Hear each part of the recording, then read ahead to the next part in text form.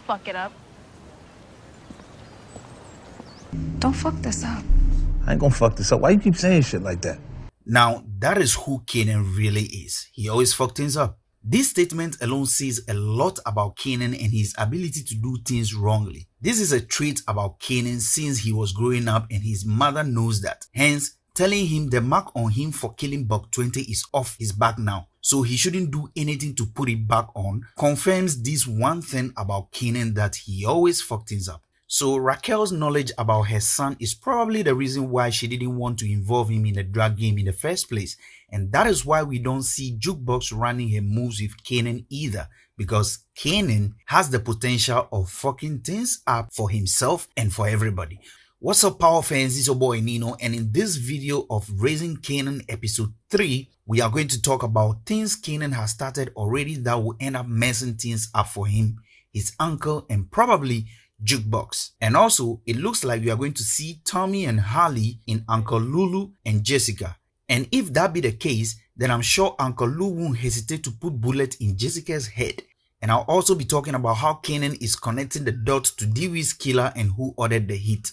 In my first review of episode 1 of Power Book 3, I stated that if Raquel and Bosque start sleeping together, we will see opposition coming from Kanan and or his uncles because of the kind of business they are into. So it wasn't surprising that Kanan already showed dislike towards his mother's boyfriend. On top of this, Kanan started performing poorly in his academic and his mom is not happy about it. One can say that Kanan is probably going through a lot, especially when his best friend is no more. I describe all these conflicts as emotional disputes. Once it starts, it will create serious family division where Kanan will stop expecting things from his mother and try working things on his own and for himself, which will eventually create a lot of setbacks because he still doesn't know much about the game. The next mess up from Kanan is when he runs to Marvin to help him make his own money. And his uncle, not considering the consequences of Raquel finding out that he is helping Kanan sell drugs, would definitely blow back on him sooner or later, hence the beginning of family division. And like we know from the beginning, Uncle Marvin makes tough decisions without thinking about the consequences. One can say Kanan took similar traits from him because Kanan knows between his two uncles, it's only Uncle Marvin that will help him with stuff like that without questioning or telling Raquel. Now, Kanan's eagerness to start making money was not just for himself, but after the conversation he had with Davina, he felt the need to be providing for her and her little sister. And if you remember what Davina once told Kanan, she said Buck 20 was a great guy, especially to her. From her statement, Buck was really providing a lot of stuff for her since her mother was a single mother and Buck was making money while working for Nick. So now this is the reason why Kanan feels the need to start making money so he can be doing things Buck used to do for Davina before he killed him. This for me is another messed up from Kanan, especially when he came out of the cash house to meet Davina, exposing his mother's hideout without even thinking. This responsibility Kanan has adopted now is going to put a lot of pressure on him to do worse things without thinking about the consequences. Just like Jukebox always says, because Davina will definitely be coming with more problems and Kanan, on the other hand, will feel responsible for her and keep trying to run things on his own.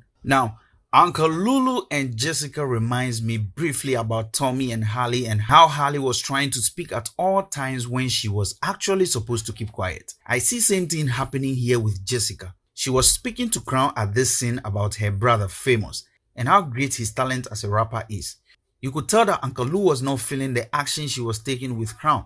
Even though they are still building up these characters, we now know Uncle Lou's first interest was doing music. Just like Ghost had a dream of opening a nightclub. That is why I said these two are possibly going to act like Tommy and Harley. We all remembered how nosy Harley was becoming in Tommy's business and how she was telling Tommy how better he is without Ghost and how he can make more money on his own than what he's making by working with Ghost. Jessica is about doing the same thing just like Harley. Already, she has started telling Uncle Lou how good he is and how he can be the greatest, how multi-talented he is and how huge he can become if he stopped working with his sister and be his own man and blah blah blah, even though she barely know him. Now, if I want to use Tommy and Harley as a sample space, then trust me, Jessica is going to catch a hot one because she starts to know too much. And if the writers are sticking to the power code of a person not knowing too much, then trust me, Jessica will catch a bullet soon in her head. And in as much as Lou might have his own dreams and ambition, I'm not sure he's going to betray his sister just for some musical dream he's probably no longer interested in. And if Jessica keep pushing on this tangent and keep acting all-knowing, then your guess is as good as mine. She will go just like Harley.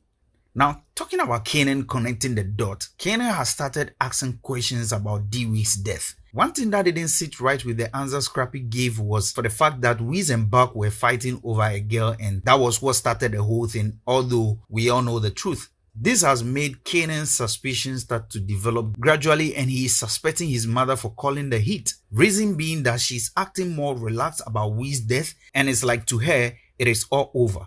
Her body language is making Kanan have a lot of questions that she's the only one who has answers to. Talking about Raquel and her power, she has successfully drained Nick out of stock by snitching on his drop-off time and location, making Nick's corner go dry. And since she wants her corners back, this is her opportunity to regain her corners and even Nick's corners. I know Nick will fight back with his blood in coming episodes, but Rack, as I've always said, will take every situation to her advantage. Now leave your comments in the comment section about your opinion on what I've just talked about. If you like this video, kindly hit the like button, subscribe if you are new to my channel, share, leave your comments, and I'll get back to you in my next video. Thanks for watching.